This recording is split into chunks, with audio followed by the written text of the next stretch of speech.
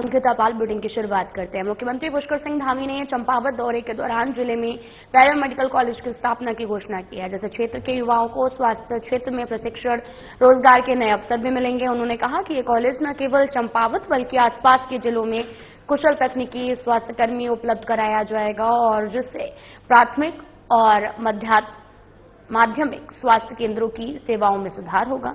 और साथ ही मुख्यमंत्री ने यह भी कहा कि राज्य सरकार का उद्देश्य पहाड़ी जिलों के युवाओं को अपने क्षेत्र में गुणवत्तापूर्ण चिकित्सक शिक्षा और रोजगार अवसर प्रदान करना है और यह कदम चंपावत की आदर्श जिला बनाने की दिशा में महत्वपूर्ण होगा।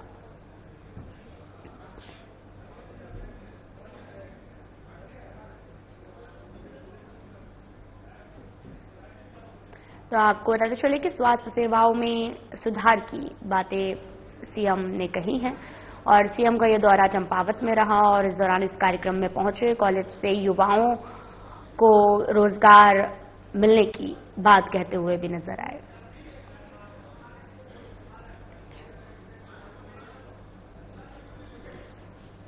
उत्तराखंड के मुख्यमंत्री पुष्कर सिंह धामी अपने 1 दिवसीय दौरे के दौरान भुजिया घाट क्षेत्र पहुंचे। यहां बीजेपी के नेताओं और कार्यकर्ताओं ने उनका जोरदार स्वागत किया है, जिससे क्षेत्र में आपको बताते चलें कि बाद में सीएम धामी ने काया Ayurvedic college and research centre का शुभारंभ किया। जहां इस अवसर पर मुख्यमंत्री ने कहा कि उत्तराखंड आयुष और आयुर्वेद और योग की भूमि है, जहां अब दुनिया भर के लोग स्वास्थ्य, आयुर्वेदिक और वेलनेस के लिए आएंगे।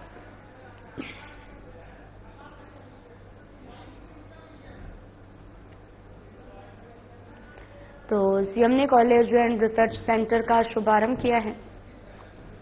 सीएम ने केवल आपको बताते चले कि बीजेपी नेताओं कार्यकर्ताओं ने उनका जमकर स्वागत किया। तस्वीरें आपको दिखा रहे हैं जो कि नैनीताल से हैं, जहां पर सीएम धामी कार्यक्रम में पहुंचे और इस दौरान बीजेपी नेता कार्यकर्ता मौके पर पहुंचे, उनका स्वागत किया गया है। 1 दिवसीय नैनीताल दौरे पर सीएम धामी रहे हैं।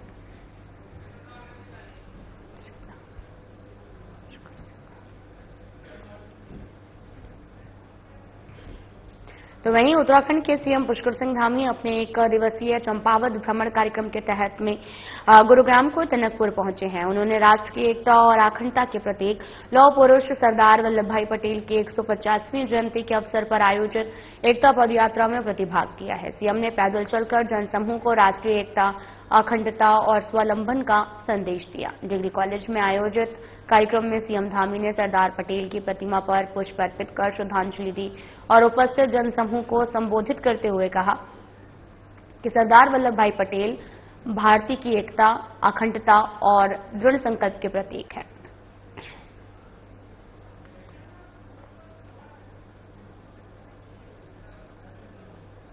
सरदार पटेल के कार्यों को याद किया गया। एकता पदयात्रा कार्यक्रम का आयोजन हुआ, जिसमें सीएम ने भी इस कार्यक्रम में प्रतिभाग लिया है। तस्वीरें आपको दिखा रहे हैं जो कि टनकपुर से हैं, जहां पर एकता पदयात्रा में सीएम भी शामिल हुए। 1 दिवसीय चंपावत दौरे पर सीएम धामी का यह दौरा रहा है।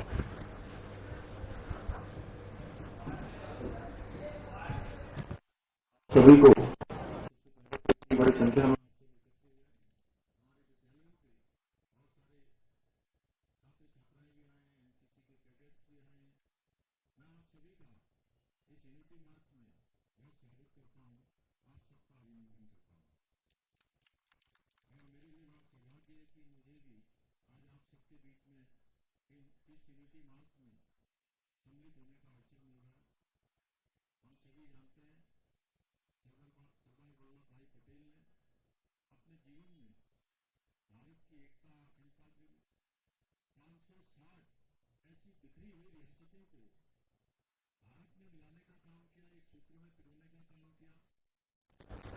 मुख्यमंत्री पुष्कर सिंह धामी ने टनकपुर में आयोजित सहकारिता मेले के अवसर पर आदर्श चंपावत लोगो का विधिवत विमोचन किया है और ये लोगो मुख्यमंत्री धामी की दूरदृष्टि परिकल्पना पर आधारित है, जिसके जरिए चंपावत को शासन, विकास, जनसहभागिता और पर्यावरणीय संतुलन का मॉडल जिला बनाने की दिशा में ठोस कदम बढ़ाया जा रहा है।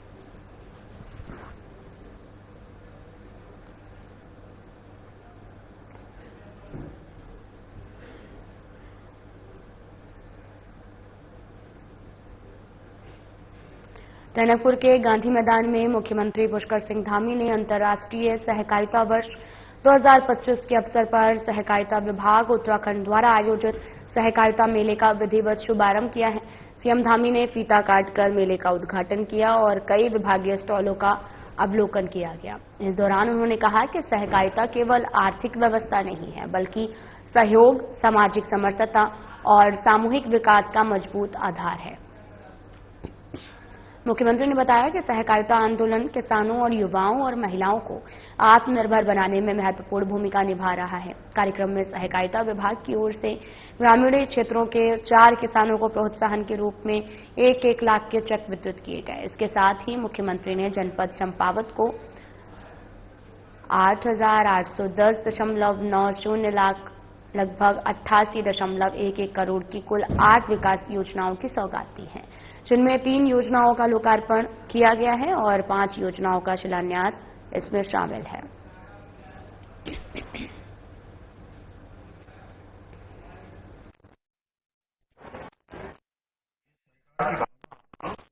सरदार पटेल जी के एक भारत श्रेष्ठ भारत की परिकल्पना का ही परिणाम है।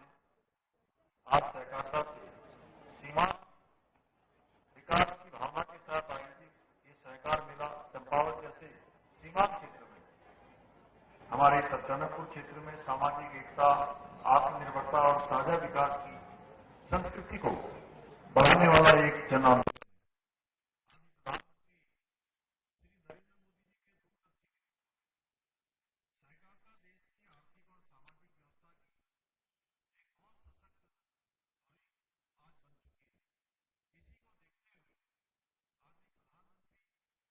नरेंद्र मोदी जी ने समृद्धि के स्वप्न को साकार करने के लिए ऐतिहासिक कदम उठाते हुए समितियां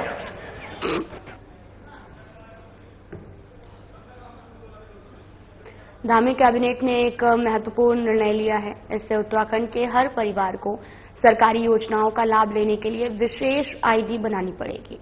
इससे अब सिर्फ आपको बताते चले कि सरकार की आगामी चुनावी रणनीति से भी जोड़कर देखा जा रहा है। पूरे प्रदेश में मूल निवास की मांग एक बार फिर से गरमाने लगी है। ऐसे में सरकार ने देवभूमि परिवार योजना शुरू करने का निर्णय लिया। इस योजना के तहत राज्य में रहने वाले हर परिवार का पहचान पत्र बनेगा, पूरे परिवार का ब्यौरा दर्ज होगा। इससे पात्र परिवारों को सरकारी योजनाओं का सीधा लाभ आसानी से मिल पाएगा। बीजेपी प्रदेश अध्यक्ष ने भी स्पष्ट करते हुए कहा, जो भी व्यक्ति उत्तराखंड का स्थायी निवासी होगा वह इन योजनाओं का लाभ ले पाएगा।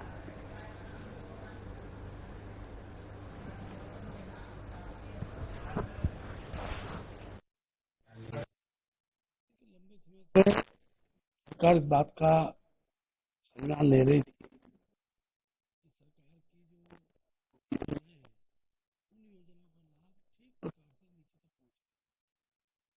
कि लोग हैं देवभूमि निवास करते हैं, ऐसे सभी लोगों के देवभूमि विकास योजना करते हैं। कार्ड बनेगा, सबको दिया जाएगा।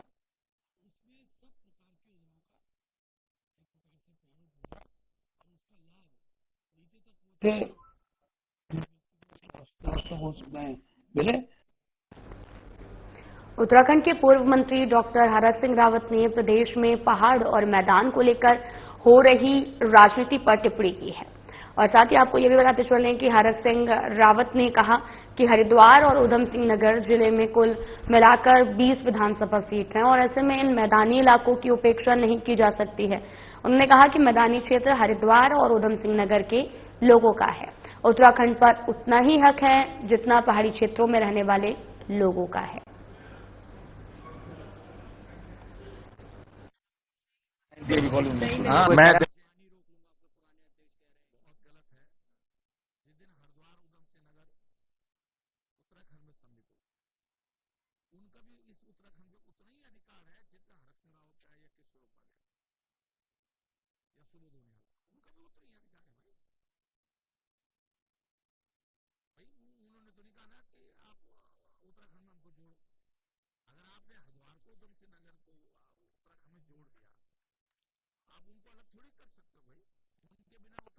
कितनी हो सकती है? 20 विधानसभा है, अकेले जो है हरिद्वार और उधम सिंह नगर में 20 विधानसभा है।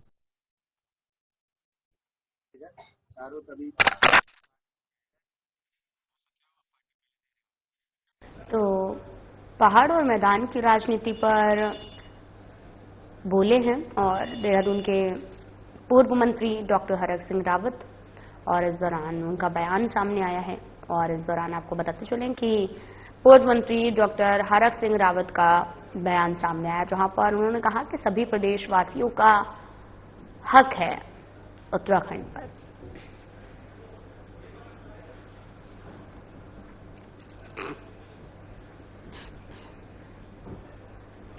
तो वहीं कांग्रेस ने प्रदेश में पदाधिकारी नियुक्त किए हैं।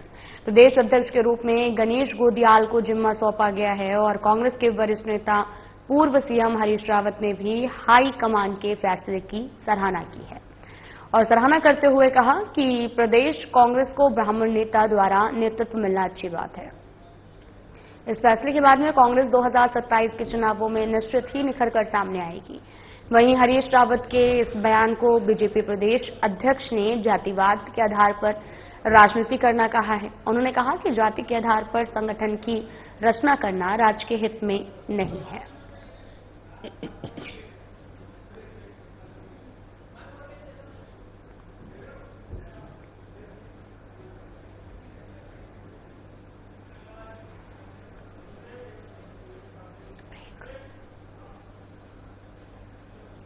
फिलहाल यहां रुकते हैं एक छोटे से ब्रेक के लिए।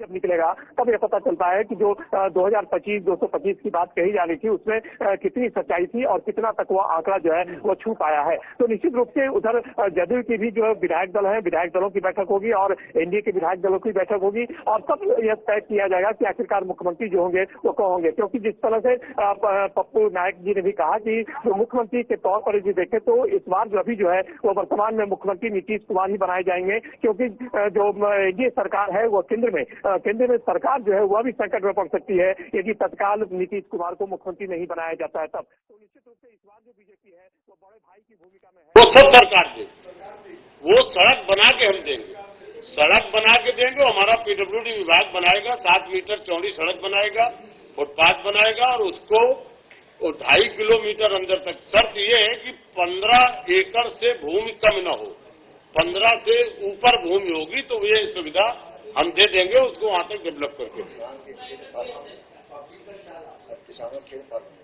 पब्लिक का लाभ ये होगा कि आज लखनऊ हो या पूरे 75 जनपद में बहुत सारे लोग लैंड के लिए इंडस्ट्री लगाने के लिए जगह ढूंढते। लैंड बैंक सरकार रिक्वायर करे, पार्क बनावे, उस पर ये निजी पार्क में बहुत सारे लोग हैं जो निजी पार्क बना करके उन्हीं को बेचना है। तो वहां के जितने भी एमएसएमई के लोग हैं जो इंडस्ट्री लगाना चाहते हैं उनको आसानी से जगह उपलब्ध होगी और सस्ती जगह मिल जाएगी।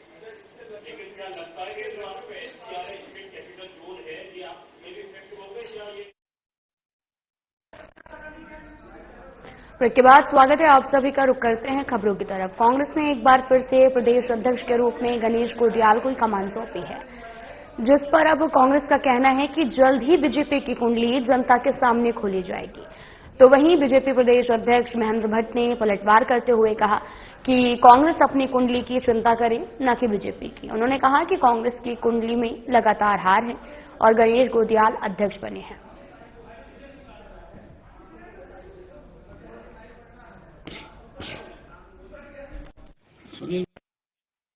अगर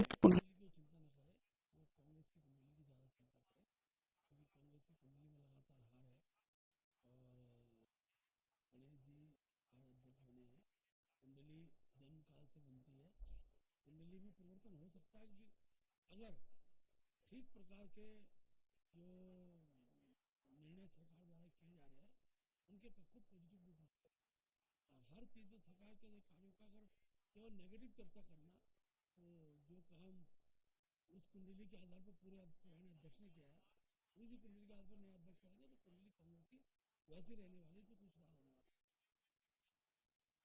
उत्तराखंड कांग्रेस कमेटी के नए अध्यक्ष के रूप में गणेश गोदियाल की ताजपोशी हुई है।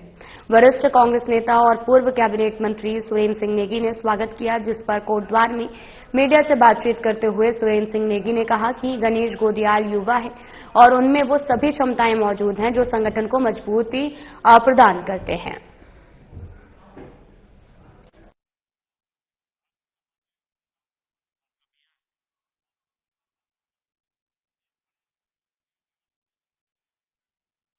या उनके असफलताएं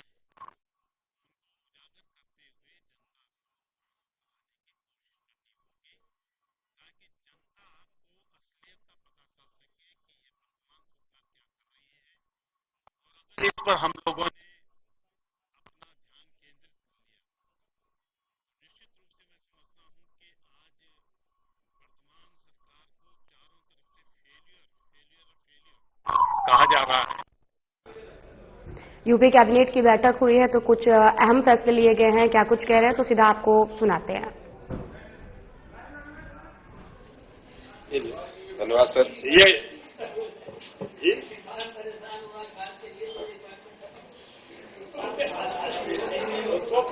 नहीं एक बहुत ही महत्वपूर्ण और ऐतिहासिक निर्णय आज मंत्रिपरिषद द्वारा लिया गया है, जो सोशल सेक्टर को, सामाजिक क्षेत्र को बहुत दीर्घकालिक परिवर्तन की राह दिखाएगा।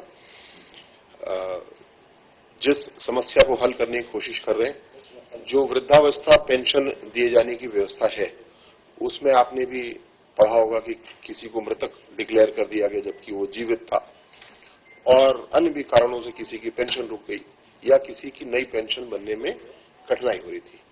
तो काफी कुछ हम लोगों ने ठीक किया, लेकिन उसको और अच्छा करने पे विचार बना, जिसको मोदी जी बोलते हैं ई गवर्नेंस से हमको।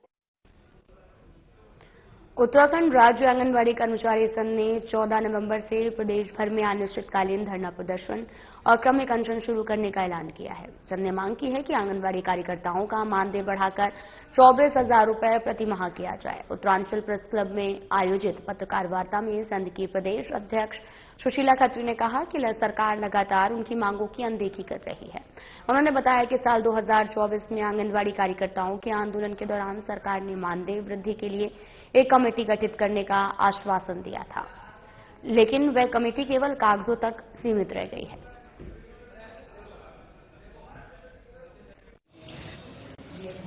हमारी जो मांगे हैं 6 सूत्रीय मांगे हैं, और हमारी जो मुख्य मांग है वो मानदेय वृद्धि की मांग है। और लंबे समय से आंगनबाड़ी कार्यकर्ताएं जो है देश में मानदेय वृद्धि की लड़ाई है वो लड़ रहे हैं सरकार से, और काफी टाइम से कार्य बहिष्कार पे भी रहे हैं। और आज जो कॉन्फ्रेंस है हमारी, तो हमारा यही है कि हम एक सरकार को चेतावनी दे रहे हैं कि 14 नवंबर से हम लोग क्रमिक अनशन पे जा रहे हैं और क्रमबद्ध तरीके से हम लोग इस आंदोलन को आगे बढ़ाएंगे। अपना फोटो खींचेंगे।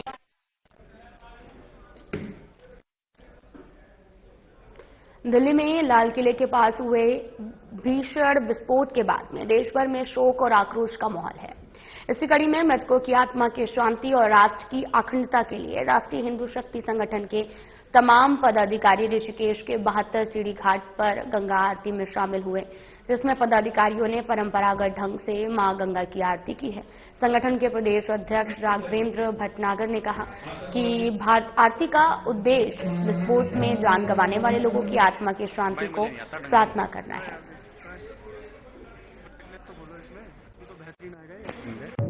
गंगेश्वर घाट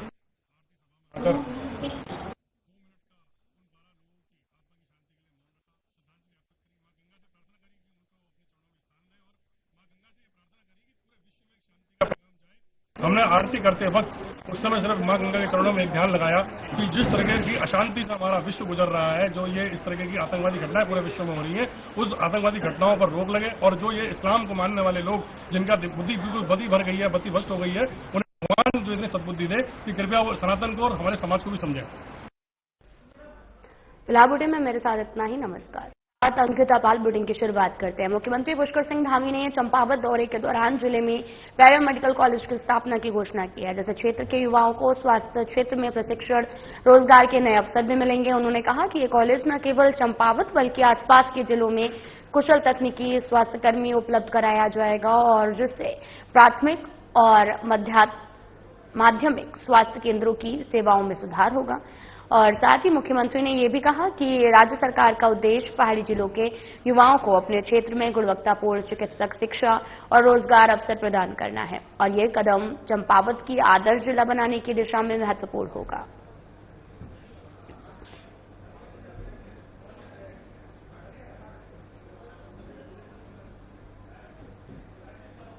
तो आपको बताते चले कि स्वास्थ्य सेवाओं में सुधार की बातें सीएम ने कही हैं और सीएम का यह दौरा चंपावत में रहा और इस दौरान इस कार्यक्रम में पहुंचे कॉलेज से युवाओं को रोजगार मिलने की बात कहते हुए भी नजर आए।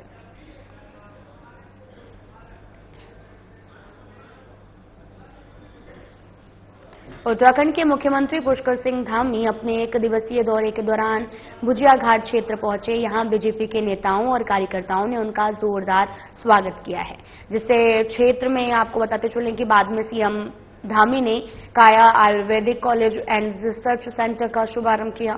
तो इस अवसर पर मुख्यमंत्री ने कहा कि उत्तराखंड आयुष और आयुर्वेद और योग की भूमि है, जहां अब दुनिया भर के लोग स्वास्थ्य, आयुर्वेदिक और वेलनेस के लिए आएंगे।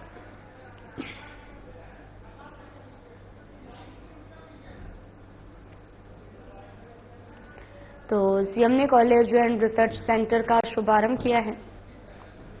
सीएम ने केवल आपको बताते चले कि बीजेपी नेताओं, कार्यकर्ताओं ने उनका जमकर स्वागत किया। तस्वीरें आपको दिखा रहे हैं जो कि नैनीताल से हैं, जहां पर सीएम धामी कार्यक्रम में पहुंचे और इस दौरान बीजेपी नेता, कार्यकर्ता मौके पर पहुंचे, उनका स्वागत किया गया है। एक दिवसीय नैनीताल दौरे पर सीएम धामी रहे हैं।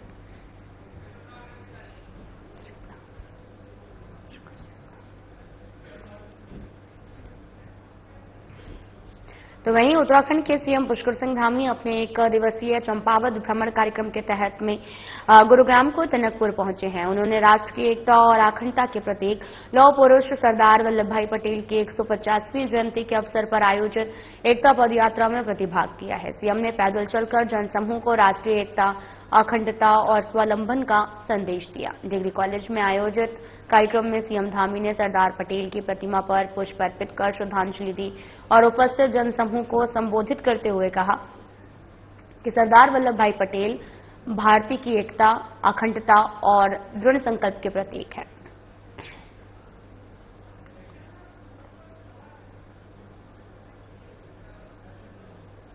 सरदार पटेल के कार्यों को याद किया गया एकता पदयात्रा कार्यक्रम का आयोजन हुआ, जिसमें सीएम ने भी इस कार्यक्रम में प्रतिभाग लिया है। तस्वीरें आपको दिखा रहे हैं जो कि टनकपुर से हैं, जहां पर एकता पदयात्रा में सीएम भी शामिल हुए। एक दिवसीय चंपावत दौरे पर सीएम धामी का यह दौरा रहा है।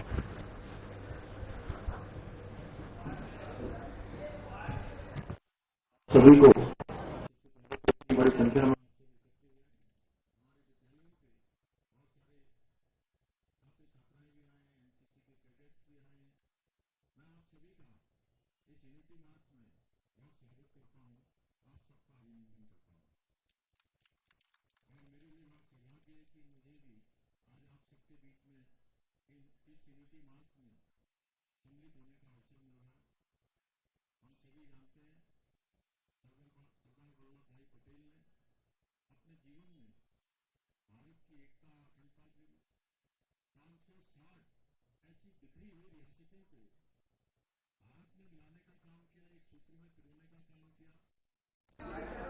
ब्रेक के बाद स्वागत है आप सभी का। रुक करते हैं खबरों की तरफ। कांग्रेस ने एक बार फिर से प्रदेश अध्यक्ष के रूप में गणेश गोदियाल को कमान सौंपी है, जिस पर अब कांग्रेस का कहना है कि जल्द ही बीजेपी की कुंडली जनता के सामने खोली जाएगी।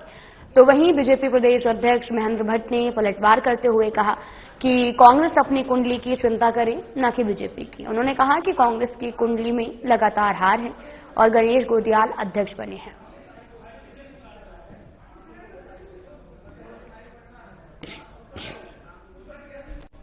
सुनील बीजेपी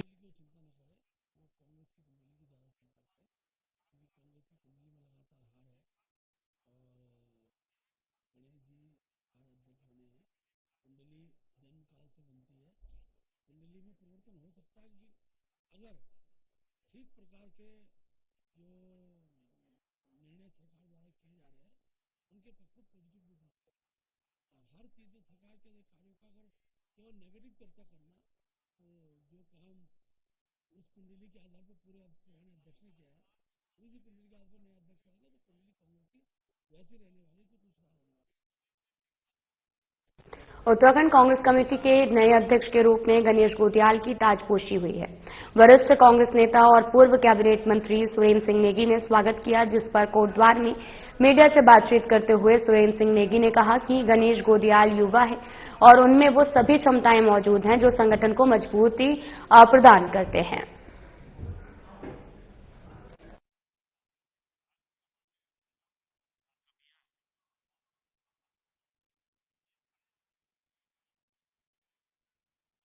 या उनके असफलताएं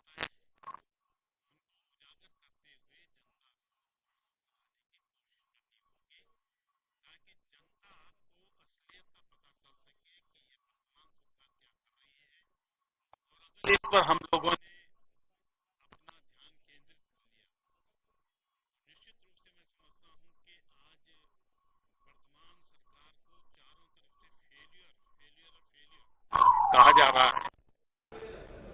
यूपी कैबिनेट की बैठक हुई है तो कुछ अहम फैसले लिए गए हैं, क्या कुछ कह रहे हैं तो सीधा आपको सुनाते हैं। धन्यवाद सर। ये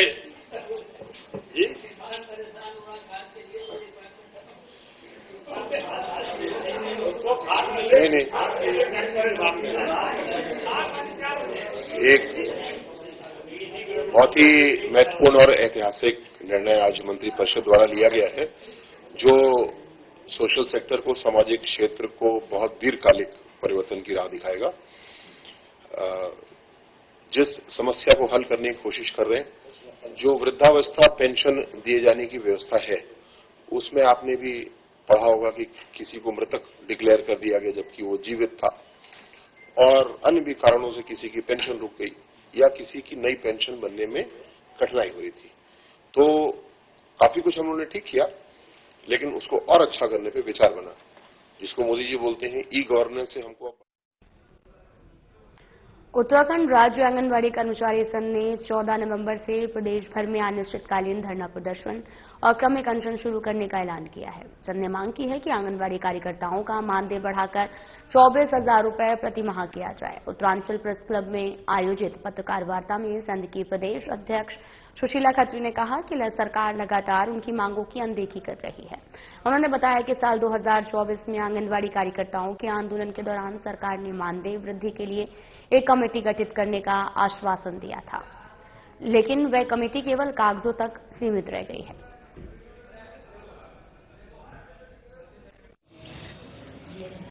हमारी जो मांगे हैं 6 सूत्रीय मांगे हैं और हमारी जो मुख्य मांग है वो मानदेय वृद्धि की मांग है। और लंबे समय से आंगनवाड़ी कार्यकर्ताएं जो है देश में मानदेय वृद्धि की लड़ाई है वो लड़ रहे हैं सरकार से, और काफी टाइम से बहिष्कार पे भी रहे हैं। और आज जो कॉन्फ्रेंस है हमारी, तो हमारा यही है कि हम एक सरकार को चेतावनी दे रहे हैं कि 14 नवंबर से हम लोग क्रमिक अनशन पे जा रहे हैं और क्रमबद्ध तरीके से हम लोग इस आंदोलन को आगे बढ़ाएंगे। अपना फोटो खींचेंगे।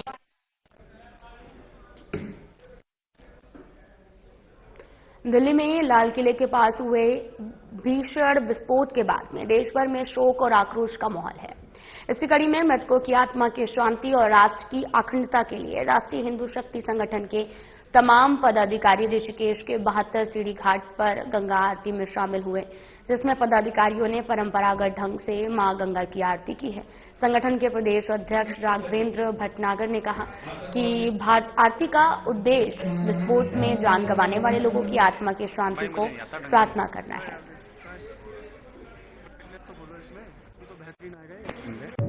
गंगेश्वर घाट